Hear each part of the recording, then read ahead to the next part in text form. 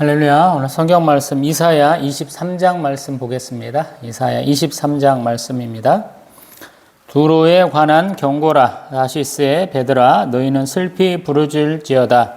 두로가 황무하여 집이 없고 들어갈 곳도 없으며 이 소식이 기띔 땅에서부터 그들에게 전파되었음이라. 바다의 왕라는 시돈 상인들로 말미암아 부요하게 된 너희 해변 주민들아 잠잠하라. 시올의 곡식 곧 나일의 추수를 큰 물로 수송하여 들였으니 열국의 시장이 되었도다. 시돈이여 너는 부끄러워할지어다. 대저 바다 곧 바다의 요새가 말하기를 나는 산고를 겪지 못하였으며 출산하지 못하였으며 청년들을 양육하지도 못하였으며 처녀들을 생육하지도 못하였다 하였음이라. 그 소식이 애굽에 이르면 그들이 두로의 소식으로 말미암아 고통받으리로다. 너희는 다시스로 건너갈지어다. 해변 주민아 너희는 슬피 부르짖을지어다. 이것이 옛날에 건설된 너희 희락의 성 곧 그 백성이 자기 발로 먼 지방까지 가서 머물던 성읍이냐. 면류관을 씌우던 자요 그 상인들은 고관들이요 그 모역상들은 세상의 존귀한 자들이었던 두로에 대하여 누가 이 일을 정하였느냐. 만군의 여호와께서 그것을 정하신 것이라. 모든 누리던 영화를 욕되게 하시며 세상의 모든 교만하던 자가 멸시를 받게 하려 하심이라. 딸 다시스여 나일같이 너희 땅에 넘칠지어다. 너를 촉박함이 다시는 없으리라. 여호와께서 바다 위에 그의 손을 펴사 열방을 흔드시며 여호와께서 가나안에 대하여 명령을 내려 그 견고한 성들을 무너뜨리게 하시고 이르시되 너 학대받은 처녀딸 시도나 내게 다시는 희락이 없으리니 일어나 기띔으로 건너가라. 거기에서도 내가 평안을 얻지 못하리라 하셨느니라. 갈대아 사람의 땅을 보라. 그 백성이 없어졌나니 곧 아수르 사람이 그곳을 들짐승이 사는 곳이 되게 하였으되 그들이 망대를 세우고 궁전을 헐어 황무하게 하였느니라. 다시스의 베드라 너희는 슬피 부르짖으라. 너희의 견고한 성이 파괴되었느니라. 그 날부터 두로가 한 왕의 연한같이 70년 동안 잊어버린 바 되었다가 70년이 찬 후에 두로는 기생의 노래같이 될 것이라. 잊어버린 바 되었던 너 음녀여 수금을 가지고 성읍에 두루 다니며 기묘한 곡조로 많은 노래를 불러서 너를 다시 기억하게 하라 하였느니라.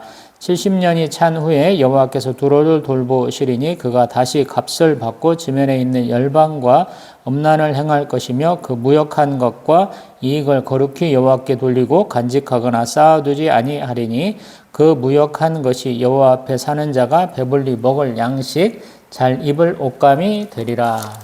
아멘. 할렐루야. 오늘은 2025년 추석 연휴를 마치는 금요일 날이에요. 저는 마침 학교도 상호 다니는 초등학교도 쉬고 학교장 재량회에서 저희 사모 다니는 어린이집도 원장 재량회에서 쉬고 저희 회사는 전 직원 그냥 다 쉬는 걸로 해서 쉬어서 좀 편안하게 쉬고 있습니다. 요 근래 추석 중에서는 좀 낮 기온이 가장 낮은 것 같아요. 오늘은 또 저녁인데 비가 좀 오고 있어가지고 조금 더 낮은 것 같습니다. 이사여서 지금 뒷부분 하다가 더 문해가 돼서 다시 앞부분으로 와서 쭉 다시 보고 있는데 많이 끊기네요. 여름철에는 특별하게 더워가지고 여기가 3층이다 보니까 옥상에 열기가 안 떨어져서 많이 빼먹기도 하고 제가 아프거나 저희 사모가 아프거나 아들내미가 아프거나 그러다 보니까 빼먹다 보니까 이렇게 좀 원활하게 빨리 못 가는 것 같아요. 특별하게 노트북에 우리가 캡컷이라는 편집 프로그램을 쓰는데 그게 용량을 많이 잡아먹는가 봐요. 지우고 그래도 하드디스크 용량을 다 잡아먹어서 저희가 지금 동영상을 3개월째 못 올리고 있거든요. 그래서 굉장히 천천히 보고 있다 이런 생각이 들어요. 이사야서 13장에서 23장까지는 열방에 대한 심판이죠. 뭐 마찬가지로 우리 에레미야서는 46장에서 51장까지, 또 에스겔서는 25장에서 32장까지 열방에 대한 심판을 얘기하는데 조금 순서도 다르고 내용도 다르고, 어떤 성경에서는 하나님이 너희를 심판하시고 회복시키실 거야 여기까지 말씀하시는데, 어떤 성경에 그런 말도 없고 좀 얘기가 많이 달라요. 이사야 선지자가 가장 빠른 시기에 활동하시던 분이고, 우리 히스기야 왕 때까지. 그 다음에 에레미야와 에스겔은 조금 겹치는 부분이 좀 있는 것 같고요.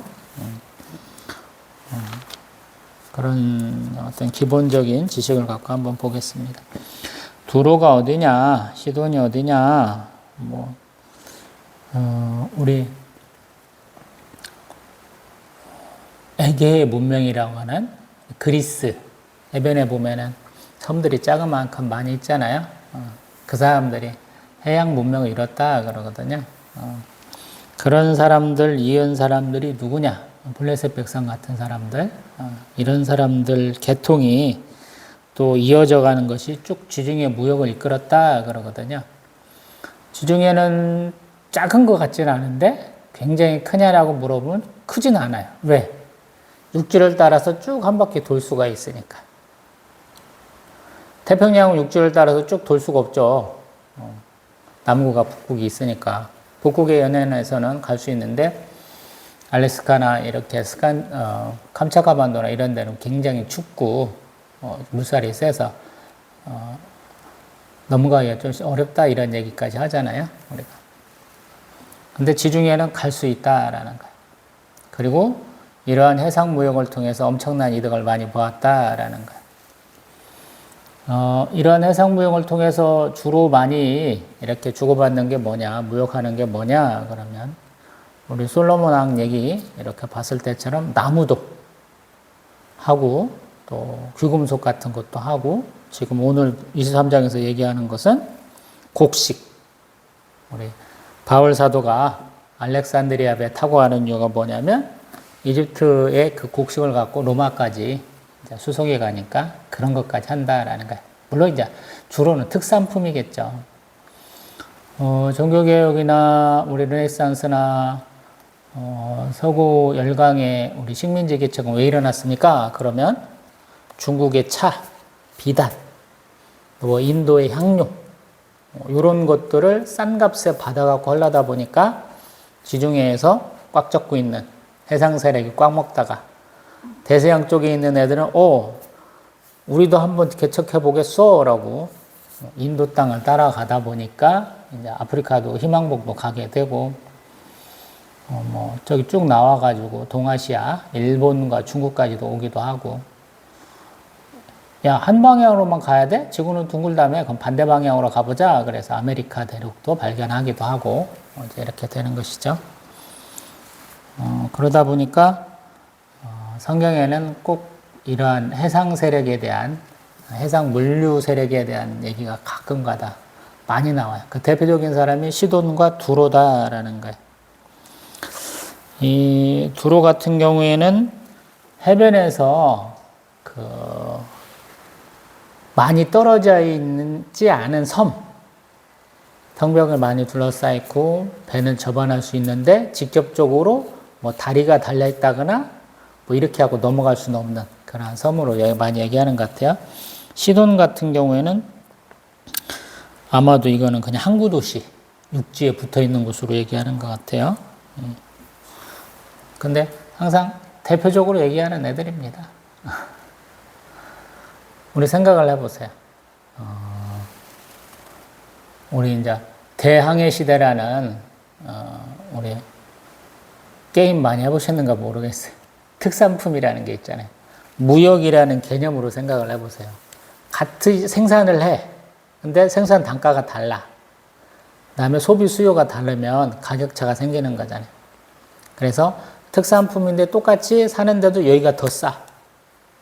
우리가 중국 놈들 인터넷으로 테무니 이런 거, 알리밥 이런 걸로 하는 이유가 그래서 그렇잖아요. 더 싸잖아.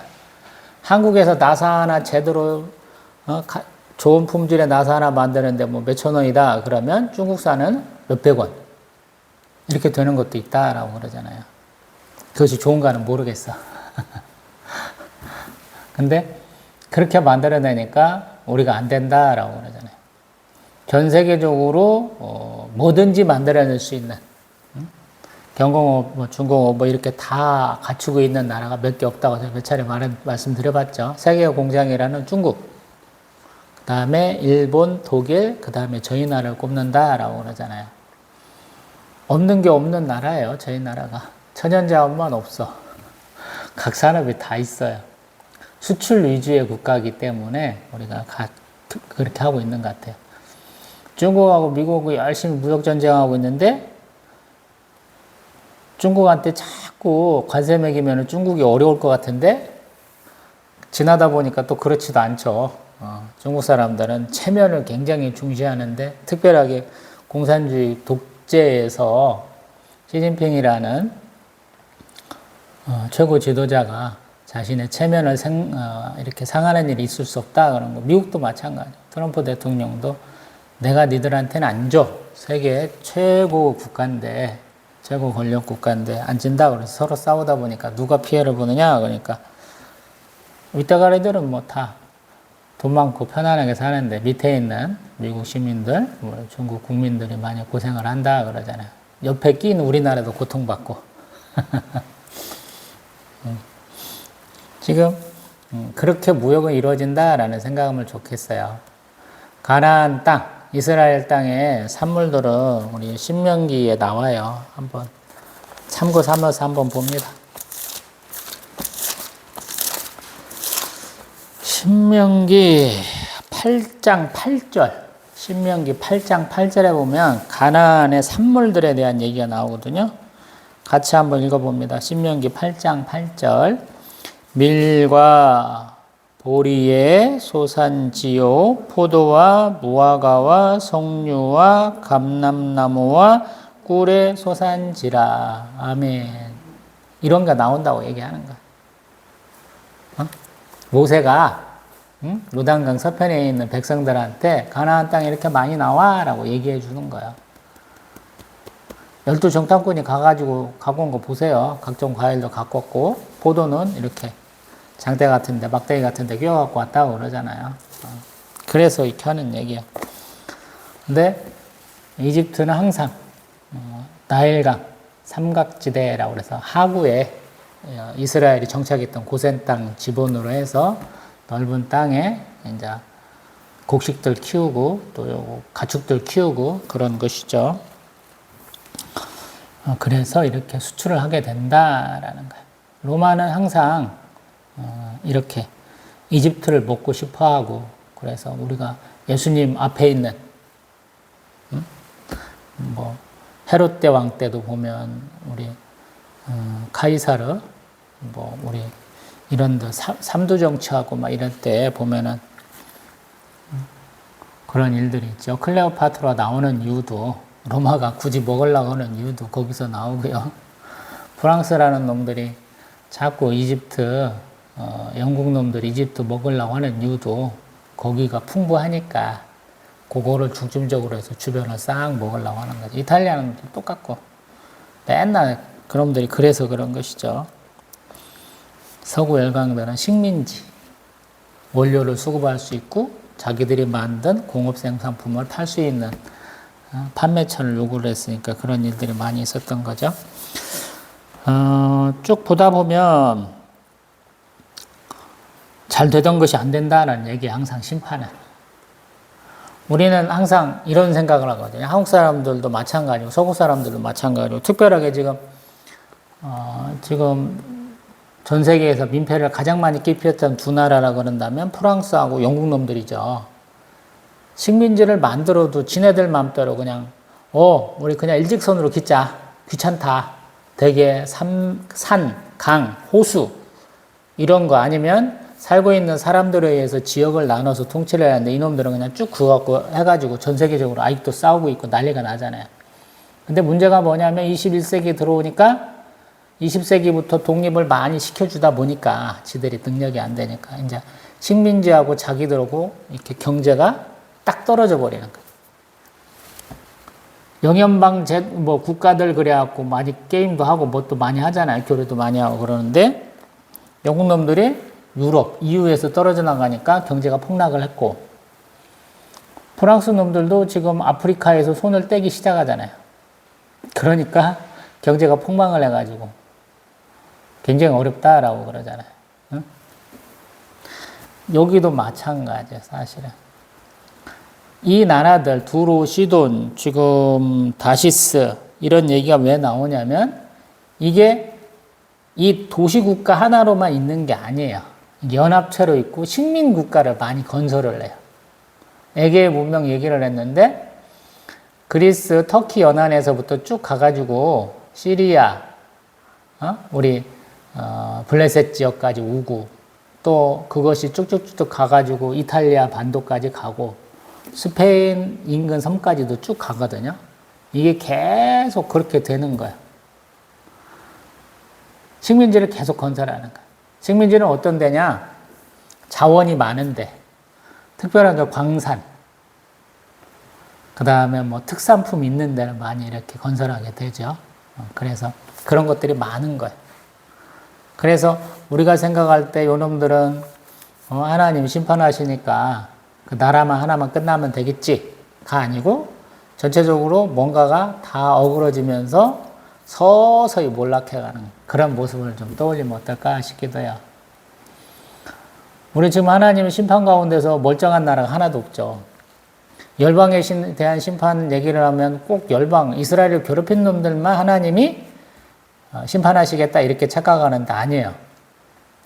보면 그 일대 전체에 대한 심판이에요. 쉽게 말하면 하나님이 노아의 방주 때, 노아의 홍수 때 세상을 심판하신 것 다음에 무지개 언약을 통해서 이제는 물심판 안 하시겠다라고 그랬잖아요.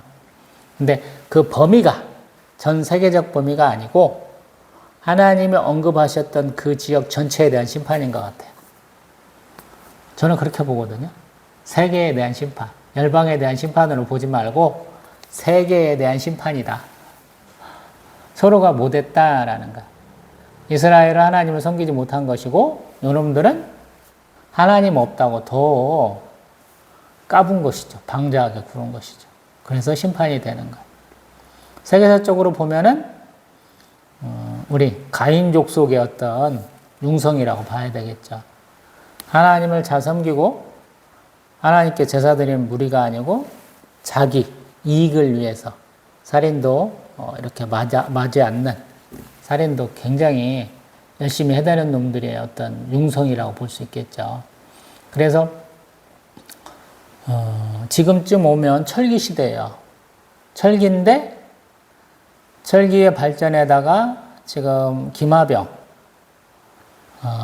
발전을 좀 더 넣어야 될 것 같아요. 어떤 면에서 전술에 변화가 있는 것으로. 예전 같으면 소수의 무리가 가서 싸우는 건데 이제 이사야 선지자쯤에 오면은 몇만 명 정도는 모여서 싸우는 대규모 전투예요. 우리 동양권 사람들한테는 이게 크게 와닿지는 않아요. 왜 와닿지 않냐면 많이 싸워봐야 수십만 명 모여서 싸운다고 하는데 중국 놈들이 하도 개판을 치고 거짓말을 많이 쳐서 100만 명쯤 돼야 우리가 그래 그러잖아요. 우리 열왕기나 역대도 보면 거짓말하는 애가 있잖아요. 여호사밧 왕이 군대가 130만 명인가 되잖아요. 군대 숫자라고 보기보다는 사람 숫자인 것 같아요.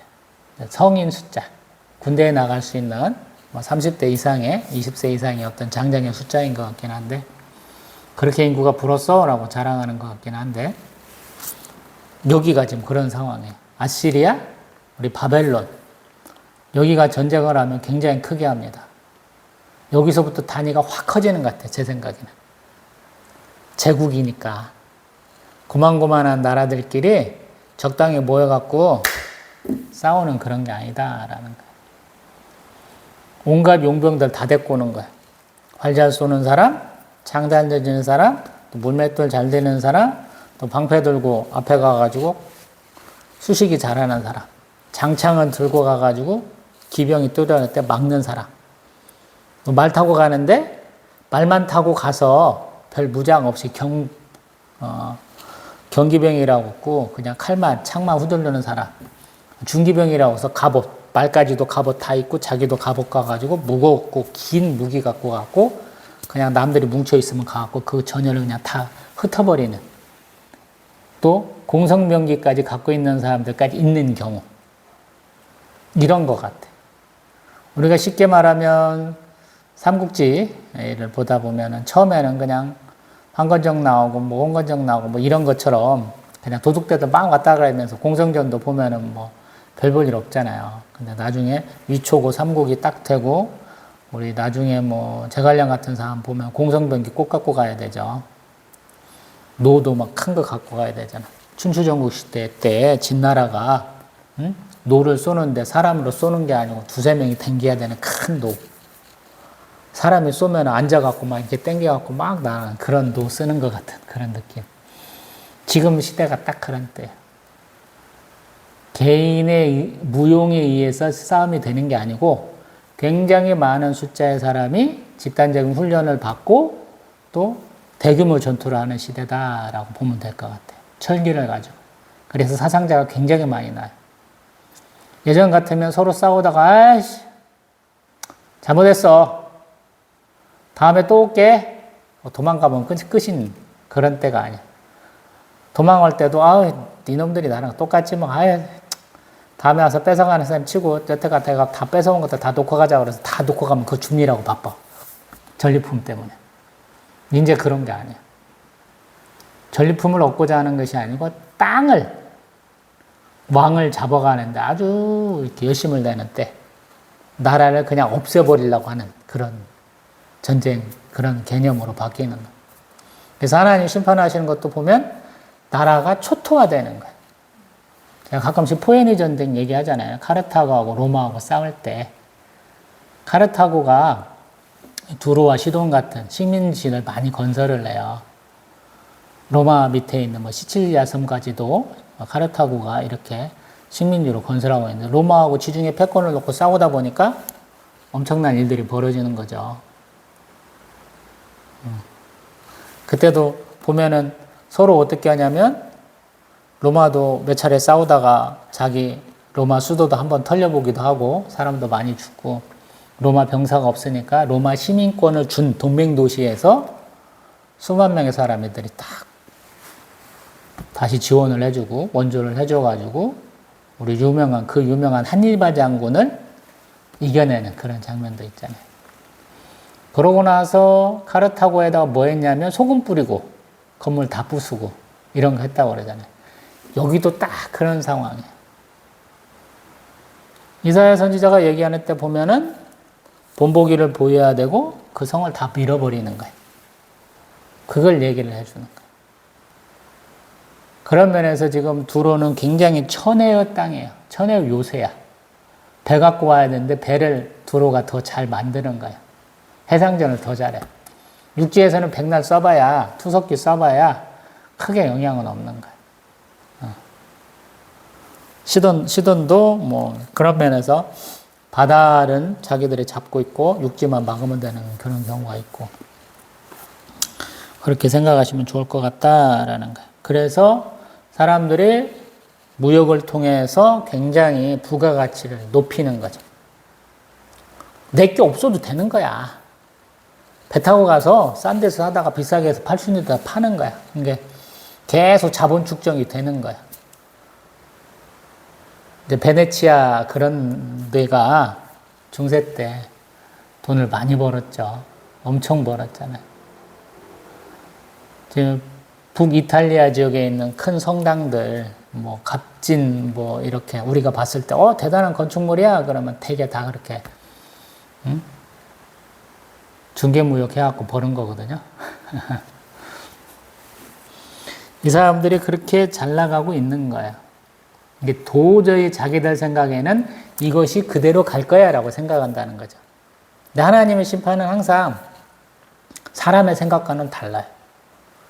우리가 습관적으로 또 때로는 관성의 법칙에 의해서 이렇게 하면 되겠지 이렇다 자꾸 얘기하잖아요. 그렇게 행동을 하잖아요. 제가 그러한 관성에 대한 것을 굉장히 경고를 많이 하는 사람 중에 하나잖아요.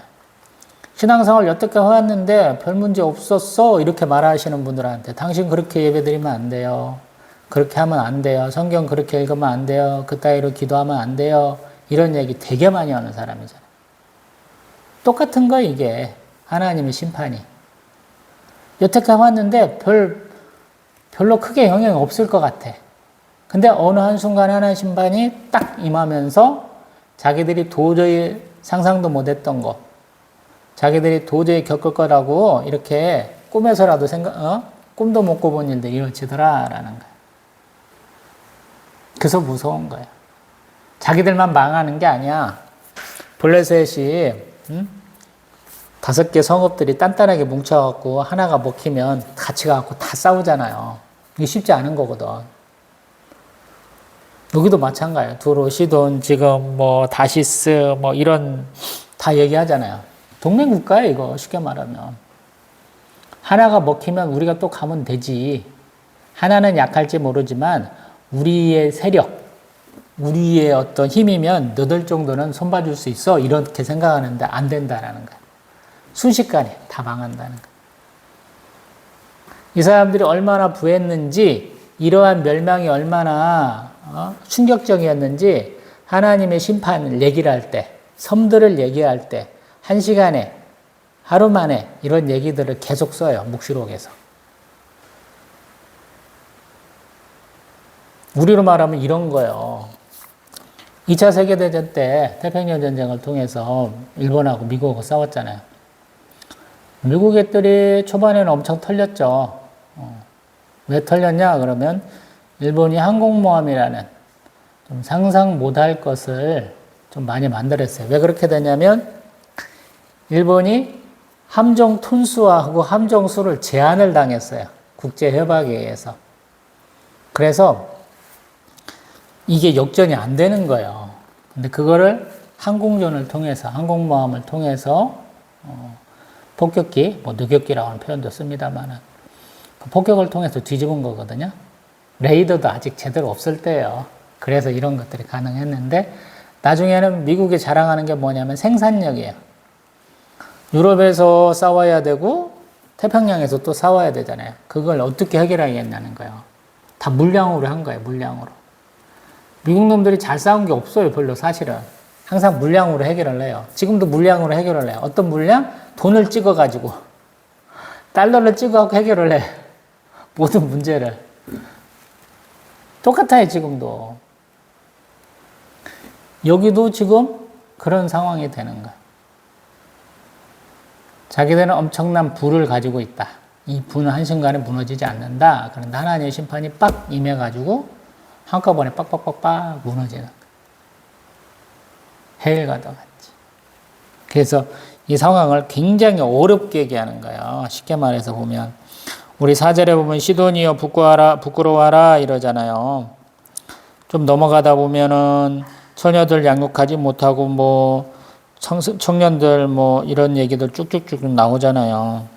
그리고 자기들은 어떤 사람이냐? 우리 7절에 보면 희락의 성이다. 8절에는 면류관 썼다. 무역상이다. 이런 거 다 자랑했다는 거예요. 근데 안 된다라는 거죠.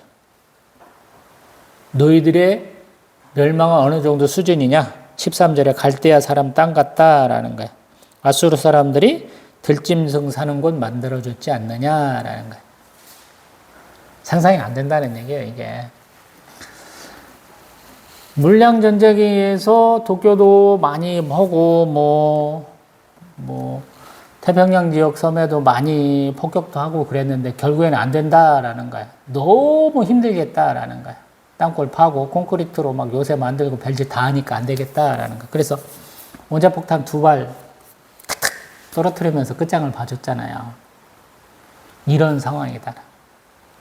초토화라는 개념은 생각을 할 때 하나 딱 떨어뜨렸는데 그냥 싹 없어져 버리는 그런 개념이에요. 서서히 없어지면 서서히 우리가 망하는갑다 이런 생각을 할 거 아니야. 근데 한순간에 없어진다는 거야. 우리가 그런 생각을 잘 안 하거든. 원자폭탄 하나 떨어져 한 번에 빵 쏘고 다 죽어버리고 다 무너지고 이런 개념으로 하나님의 심판을 생각하지 않는다라는 거거든요. 근데 하나님의 심판은 그런 개념으로 생각하는 게 더 빠르겠다라는 거예요. 제 개인적인 생각으로. 한순간에 없어지니까. 못 찾는 거예요. 여태까지 자기들이 누렸던 영화를. 자기들이 봤을 때, 오, 대단했어. 건물이 너무 높았고, 화려했고, 장식품도 많이 했고, 사람들도 너무 많았고, 즐거운 소리, 노래 소리, 놀고 먹자, 흥청망청하는 소리가 너무 좋았다는 거야. 근데 없어져 버리는 거야. 외국 사람들이 한국 오면은 참 놀라는 게 뭐냐면, 밤이 없다는 거야, 사실은. 밤에도 대도시, 서울 맨날 얘기하는 거겠지만, 24시간 계속 불이 켜져 있다. 사람들 계속 먹고 마신다. 그 밤에도 사람들이 안전하게 지나갈 수 있다. 이런 걸 얘기를 하는 사람들이 있잖아요. 근데 그것이 안 된다라는 거, 한 번에. 예전에 우리 통금 있었잖아요. 통행금지. 그런 상황인 거. CCTV 많아지고 가로등 많아졌지만 여전히 저희들 썸떡떡하고 두렵자고 그러잖아요. 시골 가면 뭐 가로등이 어딨어. 고속도로 타고 가도 가로등 없는 데도 있는데 뭐. 그런 개념이에요, 이게. 망한다는 개념이. 쫄딱 망한다라는 거예요. 짐승이 사는 곳, 사람이 안 사는 곳, 이런 개념으로 좀 이해하면 좋겠다라는 거예요. 그 다음에 15절부터 조금 얘기하는 것이 한 왕의 연한이 70년이다, 이렇게 얘기한다는 거예요. 왜 70년이라는 거죠? 한번 생각을 해보세요. 이거는 저도 조금 생각을 해보게 되더라고요. 왜? 이스라엘 왕들의 통치기간은 40년이에요, 기본이. 사울왕 40년, 다윗왕 40년, 솔로몬 40년. 대개 40년이거든. 여기는 한 왕의 연한을 70년으로 보더라라는 거. 왜 70년으로 볼까? 이거는 포로 기간과 관계된 것이 아니냐. 이렇게 보기도 한다라는 거예요. 왜냐하면 70년이 찬 후에 도로는 기생과 노래같이 된다라는 거. 망해가지고 결국에는 우리 노예로서 뭔가 일을 하는 것이다. 또 17절 70년이 찬 후에 열방과 음란을 행한다. 그래서 회복시키는 것처럼 얘기를 하는데 예전에 그 성세아는 아닌 것 같잖아요. 내가 벌었는데 내 거를 누군가 가져가는 것으로 얘기를 하잖아요. 그래서 성경을 보면 조금 어렵다라는 거예요. 우리는 생각할 때 원저자가 하나님이시다라는 얘기를 제가 자꾸 하는 이유가 뭐냐면 성령의 감동대로 쓴 수많은 제자가 있습니다. 40권 썼습니다. 이렇게 얘기하려면 너무 단순화시킨 것이다 라고 얘기한다고 제가 그러잖아요. 야, 말도 안 되는 소리 하지 마. 연관성이라는 게 있는데 그게 연관성이 있겠니? 라고 얘기하는 거죠. 한 부모한테 태어난 형제자매도 일란성 쌍둥이라도 딴소리 되게 많이 하거든요. 습관이 좀 달라. 한 부모 밑에서 태어나서 어렸을 적에 이방 가서 살다 보니까 나중에 보니까 생활 습관이 같고 체형이 비슷해지고 이런 얘기도 하지만 생각하는 건 다르거든요. 비슷한 것도 있지만.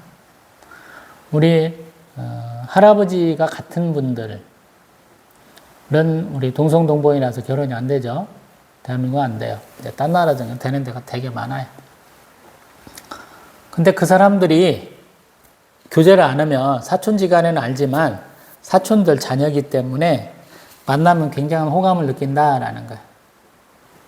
나중에 부모들 만나보고 그러면 우리는 안 되니까 이렇게 헤어지는 거죠. 유대감이 있다라는 얘기거든요. 그게 유대감이 있다. 성경도 마찬가지다니까. 제가 옴니버식이라는 표현을 많이 쓰잖아요. 주제가 같아. 근데 감독들이 다르는 거예요. 시나리오를 다르게 해서 주제를 맞추는 거예요. 우리 드라마들이 그런 경우 많잖아요. 유튜브로 지금 그제 일본 드라마를 봤는가 본데 법으로 해결 안 되는 일. 자력구제라고 표현을 하죠. 내가 원한 가진 사람을 어떻게 해결하느냐라는 거. 한국에도 비슷한 드라마 있었어요. 쭉 보고 있었는데 참 저게 맞는 것인가. 법에서도 안 되는 게 많거든요. 대한민국도. 저도 50대 중반이니까 그런 비슷한 일 많이 겪어봤고 많이는 모르겠고 몇 차례 겪어봤고 그래서 성경을 해석할 때도 보면 원자자는 하나님이시다라는 관점을 갖고 보다 보면 어떻게든지 연관이 있는 걸로 제가 얘기를 해보려고 그러는 거예요. 근데 여기서 얘기하는 것과 여기서 얘기하는 게 달라. 열왕기하고 역대가 다르다고 제가 맨날 말하고 있잖아요. 왜 다르냐? 시간이 달라요. 수백 년의 차이가 있어요. 그 땅에서 쭉 사는 사람과 다른 나라 땅에서 살다가 온 사람들, 뭐 이민 2세 뭐 이런 사람들, 아니면 나라가 완전히 없어진 상태에서 과거의 일을 이렇게 회상해야 되는 경우가 되기 때문에 관점이 달라지는 것이죠. 그래서 지금 보면 왜 한 왕의 통치 기간을 70년이라고 하냐고. 나는 40년으로 기억하고 있는데, 나 그 40년 기억하려고 굉장히 힘들었는데, 왼손잡이 사사 예우스 80년인데 80년간 평안했다고 써 있는데 왜 여기 70년이냐고. 이게 공부하는 태도예요. 성경을 제가 지식을 쌓으려고는 하지 말라고 그러지만 기본적인 감각은 가져야 되죠. 왜? 반복이 가장 강조하는 수사법으로서 많이 쓰인다 그랬죠. 비유, 번화, 강조. 세 가지잖아. 수사법 기본적인 것이. 강조법 중에서 가장 많은 게 성경에서는 반복법을 쓴다고, 강조법 중에서. 그러면 왜 여기다가 변화를 줬을까라는 의미를 추정해 보자는 거야. 왜 70년을 얘기를 했을까라는 거야. 70년이 정확히 70년이냐 따지면 또 그렇게 안 된다고 그랬죠. 68년 정도 된다고 말씀드려봤죠. 열왕기 다루면서. 왜 그러냐? 시작하는 해까지도 포함되니까 좀 다를 수 있다 이런 말씀도 드려봤고, 이 사람들은 상징적인 숫자를 굉장히 좋아해요. 3, 4, 7, 10, 12 이런 숫자를 굉장히 좋아해요. 그래서 그 숫자에 맞추려고 그래. 마태복음 보다 보면 뭐 4대 4대 막 이렇고 있잖아요. 지들이 숫자 맞추려고 중간에 빼먹고. 왜 그러겠느냐라는, 숫자 맞추려고. 70이라는 숫자 한번 맞춰보려고. 그래서 그런 것까지 감안할 수 있어야 된다는. 그래서 성경이 어렵다는 거예요. 우리는 이렇게 딱 떨어지길 원해. 근데 안 떨어져. 비슷하게 맞춰가. 넘치기도 하고 모자라기도 하고. 그걸 내가 맞춰 놓을 수 있어야 돼. 우리가 생각하는 거, 제가 이제 주식도 조금 한다고 말했는데, 주식이 이렇게 가는 법이 없다고 그랬잖아요. 이렇게 가. 이렇게 올라갔다 또 하고.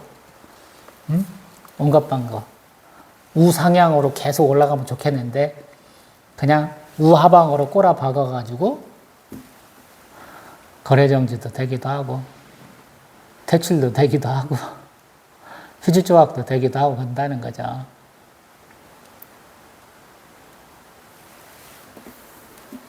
신앙생활도 성경을 보는 방식도 마찬가지다라는 거예요.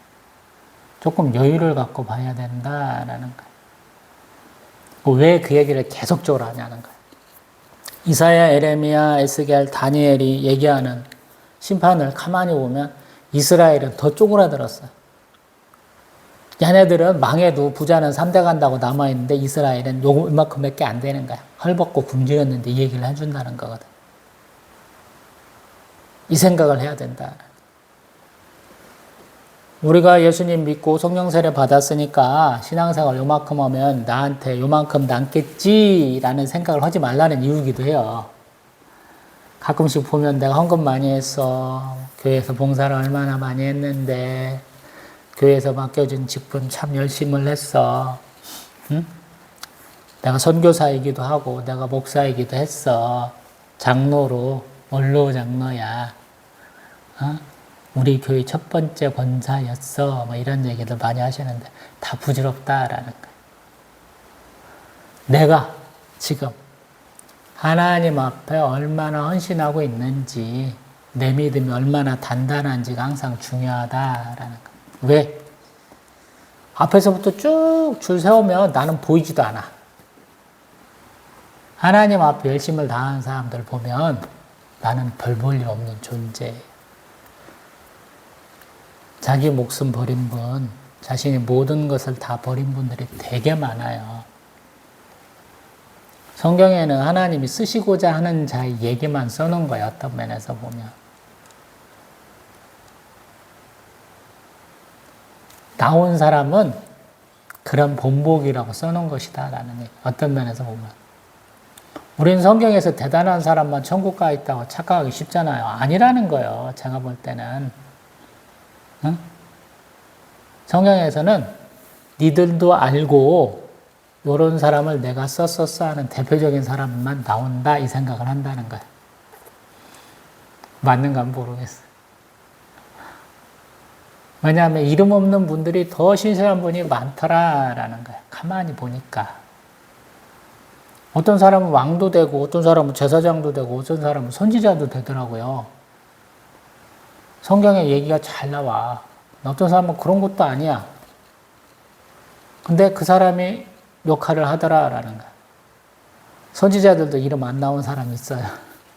제사장도 이름 언급 안 되는 사람 많아. 근데 그들이 하나님 앞에 열심을 다하더라라는 거야. 항상 헛얘기 또 하고 그러는데 내가 하나님 음성 듣기 위해서 무엇 해야 될까? 이게 1차라는 거야, 항상. 하나님은 하나님이 인정하는 사람. 하나님이 택한 사람에게 하나님의 음성을 들려주신다. 이게 저는 기본적이라고 생각하거든요.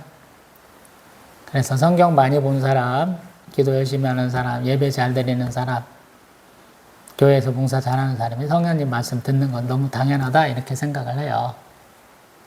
근데 다 고만고만한 사람들이잖아. 어떤 면에서 보면 도토리 키재기 하고 있잖아요. 근데 하나님은 과연 그런 사람들에게 말씀을 주시겠느냐라는 거죠. 성경을 읽어보면. 왜 이사야 선지자에게 하나님이 말씀 주시냐라고 생각할 수 있잖아요. 제사장들 중에 최고 계급이 아닌 것 같아요. 이사야 선지자가. 에레미야 선지자 마찬가지고 에스겔 선지자 마찬가지고. 막 자기 직분대로 막 오는 게 아니에요. 혈통대로 오는 게 아니에요. 하나님이 명령령 하시는 거, 하나님이 주시는 그 메시지를 온전히 전할 수 있는 사람에게 하시더라 이 말씀이는 거예요. 그래서 선지자들 굉장히 창피 많이 당했다 그런 얘기 많이 하고 삶에 어떤 슬픔이 많았다라는 얘기 많이 하잖아요. 제가 내가 생각하는 것과 하나님이 말씀하신 게 다르면 내 생각은 좁고 하나님이 말씀하신 것대로 살아야 된다 이 말씀 드리는 거잖아요. 이런 거예요. 이것도 하나님이 주시는 심판의 메시지도 내가 가면 안 믿어진다라는 거예요. 대한민국 교회가 신사참배한 이유가 뭐예요? 목사님들이 수많은 이단들, 사단들이 많이 생긴 이유가 뭐예요? 도저히 이길 가능성이 없어 보였거든. 중국한테 갔는데 상해에서부터 쭉 밀어갖고 중경까지 갔어요. 양자강 거기다 올라갔어. 거기서 조금 더 올라가면 우리 사천성 성도 먹으면 끝이야. 중국이라는 나라가. 북경 먹었어. 만주 먹었어. 러시아하고도 싸우고 있어. 필리핀 먹었고 대만은 당연하게 먹었고 그 다음에 프랑스 애들이 점령하고 있던 태국 뭐 이런 데 베트남 다 먹고 올라가고 있는 중이에요. 한국 사람들 도저히 질 거라고 생각 안 했어. 이러한 사랑을 잘 알고 있는 사람이 누굴까요? 그러면 조금 공부한 놈들, 목사겠지요. 그래서 그놈들이 핑계를 대잖아요. 나에게 맡겨진 어린 양들을 내가 포기할 수 없으니 우리 신사삼배합시다. 이렇게 된 거거든요. 비겁한 놈들이에요. 이북에서 목회했던 놈들이 와가지고 나 신앙생활 잘했어요 얘기하는 건 비겁한 거예요. 나쁜 놈들이거든요. 6.25 전쟁 끝나고 해방되고 6.25 전쟁 끝나고 우리 잘못했으니까 금식합시다 하고 일주일 딸랑 금식하고 탈탈 털고 내가 믿음이 더 좋았어 그러고 면서 계속 교권 전쟁하면서 내가 총회장에 먹을래 이지랄 계속 하고 있었잖아요.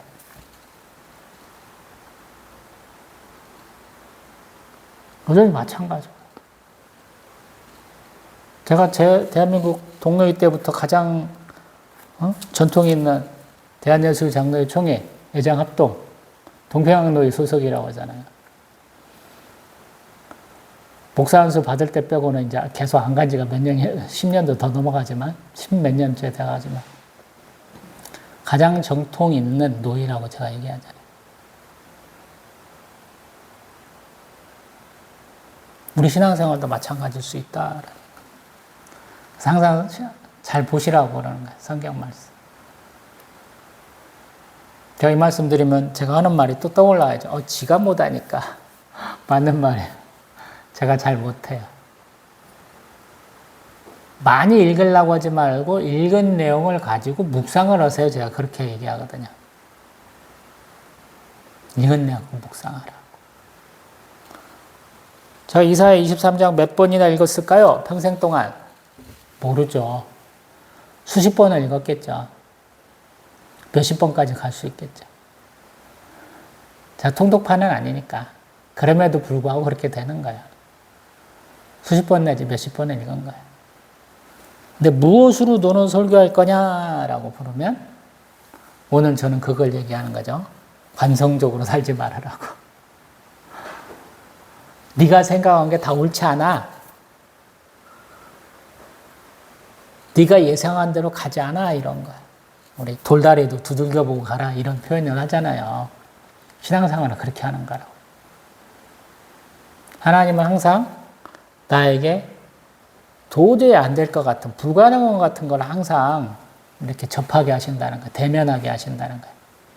그 불가능한 것을 가능으로 만들어주시는 전지전능한 하나님이심을 깨닫게 해준다는 거거든요. 이스라엘이 그렇다라는 거예요. 우리 이사야 22장에서 뭐 봤어요? 이스라엘 쫄딱 망하게 생겨봤잖아요. 쫄딱 망하게 생겼는데 야 니네들 망할 거야 그러는데 우리 망할 거 오늘 먹고 신나게 놀자 이런 거 봤잖아요. 그리고 내가 여기서 떨어져 봐야 얼마나 떨어지지 하고 어깨에 힘 빡 주고 사는 사람, 국고 맡은 왕국 맡은 자 셈나라는 사람에게 야 내가 너 공처럼 잡아갖고 광야에다 던져버릴 거야. 그리고 아마도 그 사람이 굉장히 하찮게 여겼던 사람, 모르드게와 같은 사람 일리야 아들 내 종 엘리야김에게 네 일 맡길 거야. 그리고 그 사람은 살릴 거야. 이렇게 얘기하는 장면까지 보고 23장 왔잖아요. 그래서 드리는 말씀. 23장 넘어서 24장에서 27장까지는 또 묵시에 관계된 건데 이스라엘에 대한 심판하고도 또 관계가 되어 있거든. 그래서 드리는 말씀. 성경 하나 갖고 막 해석하려고 그러면 깝깝하다라는 거. 저는 이제 꽃 좋아하니까 다니다 보면 무슨 꽃이 있네 그러는 거야. 어저께 마트 갔다 오다 보니까 이마트 갔다 보니까 저희 사모가 꽃이 너무 이뻐. 무슨 꽃인지 모르겠어. 백일홍 같아요. 백일홍 같은데 이런 거거든요. 날씨가 조금 우중충하니까 백일홍이 거기가 밝게 보여서 이쁘게 보였던 것 같아요. 백일홍 멀리서 보면 이쁘고 가까이 가면 별 볼 일 없고 그렇기도 하죠. 생각하기 나름이잖아요. 어떤 장소에 어떻게 피어 있느냐. 저는 꽃 좋아하는 사람이니까 운전하고 가면서 꽃이 뭐 있나, 꽃나무가 뭐 있나 맨날 쳐다보고 있잖아요.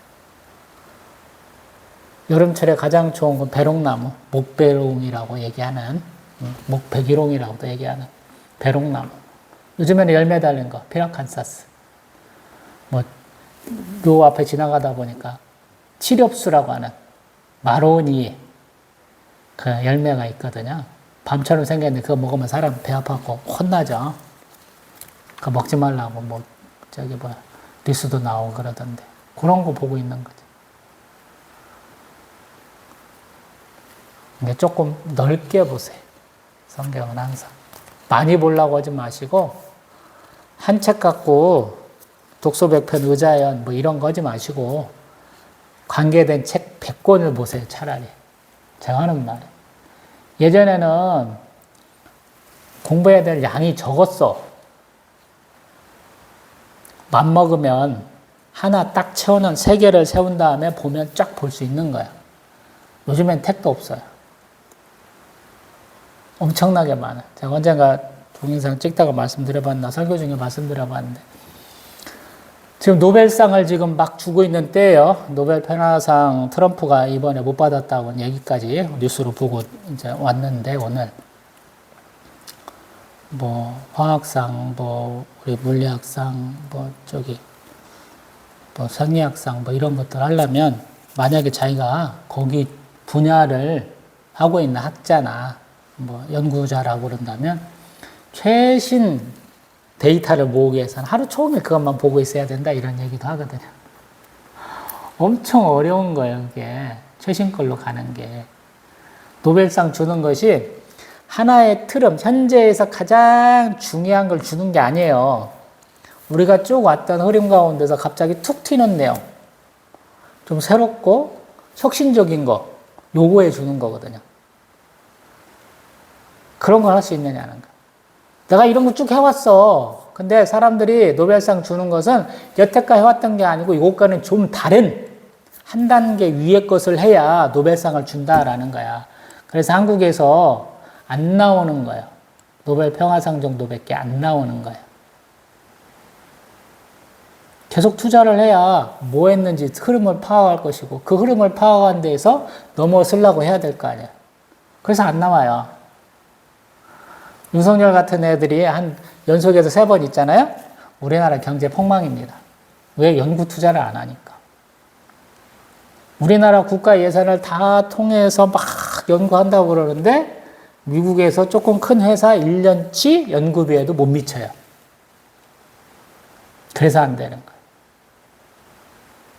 한 가지 목적을 위해서 그 사람들은 투자를 하는 거지만, 우리는 다양한 사람들이 다양한 분야에서 나눠서 하는 거잖아요. 그래서 어려운 거예요. 그래서 제가 말씀드리는 거예요. 몰빵하지 말라고. 분산 투자하라고 하잖아요, 주식에서는. 공부도 마찬가지예요. 좀 분산하시라고. 한 가지 주제를 놓고 다양한 사람 하는 얘기를 들어보세요. 주석책을 봐도 적어도 인터넷 통해서 5개, 6개 보시라고 제가 창세기 때 계속 말씀드렸잖아요. 왜 그럴까요? 라는 거예요. 시대가 많이 달라졌어요. 보는 관점이 많이 바뀌었어요.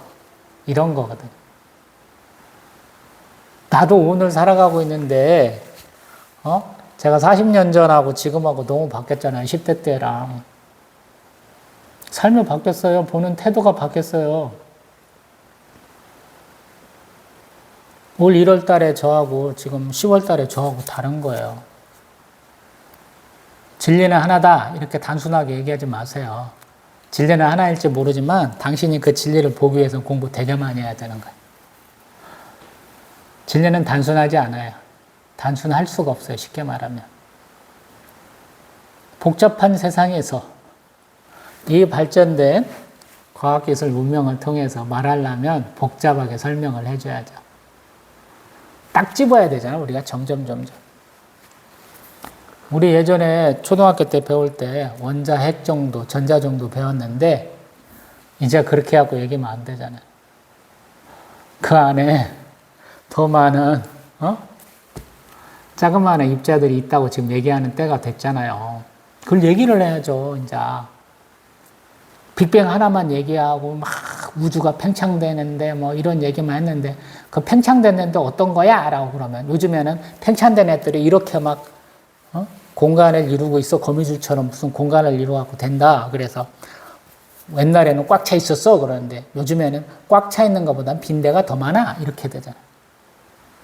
예전에는 빅뱅 갖고 얘기하는데 빅뱅 이전에 뭐가 있었을까? 요즘엔 또 그런 얘기도 하더라고요. 바뀌었잖아요. 그래서 그런가. 옛날 건 옛날 거야. 자랑할 게 없는 거야. 예전에 내가 현금 많이 했다고 그랬잖아요. 많은 분들이 자랑하시잖아요. 11조 많이 했다고. 요즘은 더 부자야, 사람들이. 우리 GDP 뭐 1인당 연간 소득 2천만 원 뭐 이런 때랑 지금은 잽이 안 되잖아요. 2만 불 넘어가잖아요. 2천 불에서 2만 불 넘어가잖아. 지금 3만 불 넘어간다고 그러는데 되겠어요? 돈 많이 버는 사람들은 얼마나 세금 많이 내면서 얼마나 할지 한번 생각을 해보세요.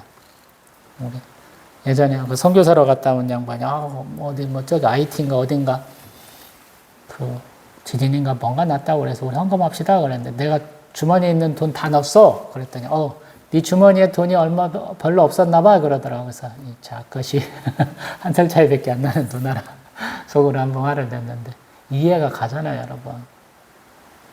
내 주머니에서 10,000원 나가는 것과 이제는 한 1,000,000원쯤 나간다고 생각을 해봐요 여러분. 재산의 차이가 그래서 사는 사람들이 나 교회 안 다닐래 이렇게 되잖아요. 그냥 많은 비약이 있는 겁니다.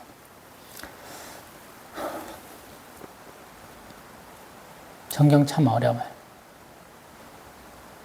70년 후면 내가 죽고 얼마 후 내가 젊으면 내가 죽은 다음에 한 20년 후 저같이 나이가 많으면 내가 죽고 내 아들 죽을 나이쯤 되면 뭐가 된다 이런 나이쯤 되잖아요.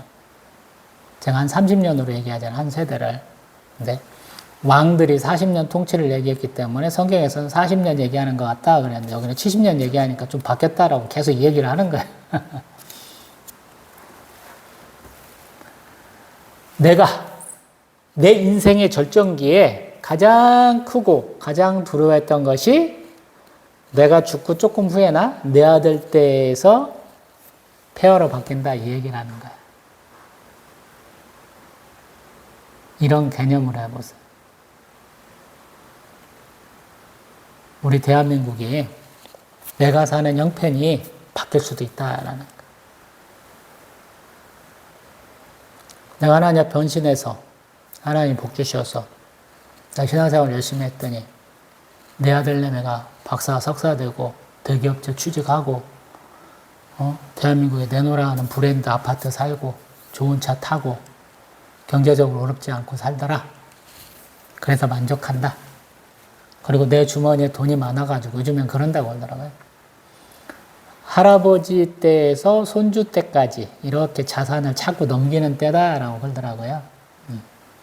그렇게 해서 내 손주까지는 잘 먹고 잘 살겠지. 성경적으로 말하면 택도 없어 이런 얘기라는 거야. 부자는 망해도 3대가 성경에서는 안 통한다 이 얘기라는 거예요. 여기는 제가 해석해보면 하나님을 믿고 하나님 뜻대로 살아야 된다라는 거예요.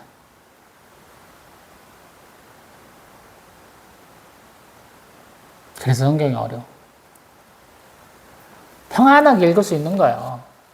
근데 저는 이 70년이라는 키워드 하나 갖고 이상하게 보잖아요. 내가 신앙생활 이렇게 했는데 아들내미는 잘 되겠거니 손주 때까지 하나님이 봐주시겠거니 하나님은 자손 3, 4대까지 복 주신다고 그랬잖아요.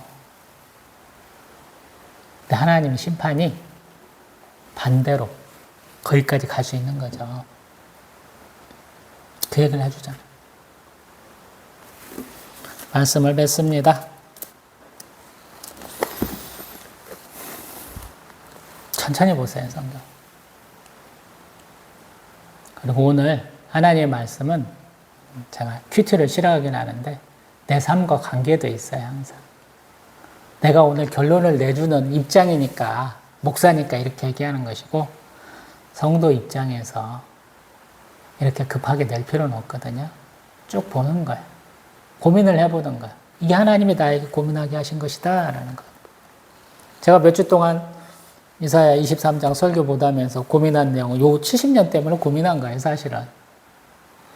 다른 데서 이렇게 얘기 안 하던데, 통상적인 개념으로 다른데 왜 이 얘기를 할까? 그러면 나한테 하나님 주시는 메시지는 뭘까? 이렇게 고민을 해봤다는 거예요. 제가 항상 얘기하는 거잖아요. 렉시오 디비나 영적 독서는 읽고 묵상하는 거다. 근데 묵상은 왜 하느냐? 읽고 잊어버려야 되는데 내 마음에 남는 것이 있더라. 이거 어떻게 내가 설명해야 되지? 라고 껄쩍지근한 거야. 건더기가 큰 거야. 그냥 씹어갖고 그냥 쭉 소화시키면서 뱃속으로 쭉 밀어내는 게 아니고 목에 턱 걸리는 거야. 그러면 그걸 붙들고 묵상하고 기도하는 거야. 왜 이 말씀이 기억날까? 하고 고민해 보는 것이다. 예전같이 하면 더 좋겠는데 쉬워요. 그냥 한 줄 한 줄 설명하는 게 제일로 쉬워. 여러분도 가장 은혜 받은 방식 중에 하나인데 제가 그걸 포기를 하잖아요. 왜 그렇게 되는지는 모르겠고, 나이가 먹어서 귀찮아지는지는 모르겠고, 한편으로 보면 그러다 보면 중요한 걸 놓치더라라는 거예요. 성경도 마찬가지고. 하나하나 신경 쓰다 보면 큰 골격을 잊어버려요. 그래서 항상 골격을 내가 세울 줄 알아야 되고 중요 키포인트를 내가 붙잡아야 된다라는 인연 따라 되는 것이라 하나님의 감동대로 성경 보시기 바랍니다. 다음 이사야 24장에서 27장까지는 묵시로, 28장에서 34장까지는 복과 화에 대한 얘기, 복과 화에 대한 얘기. 그러니까 결국에는 계속 이스라엘 잘했네 못했네 이 얘기를 쭉 해야 돼요. 또 뵙겠습니다.